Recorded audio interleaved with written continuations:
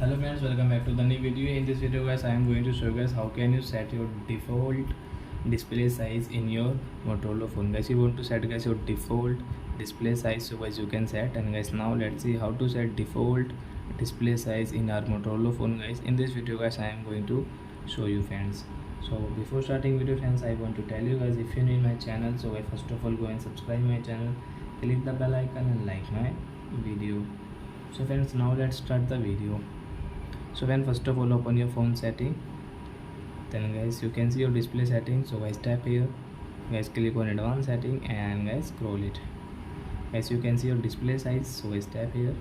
Then guys you can see there are 4 and 5 sizes. So guys you can see first of all guys this is small display size, and guys you can see your default.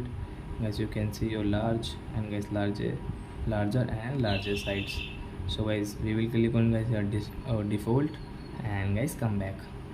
So guys your display size will set into default. So like that guys you can set your display size in your Motorola phone.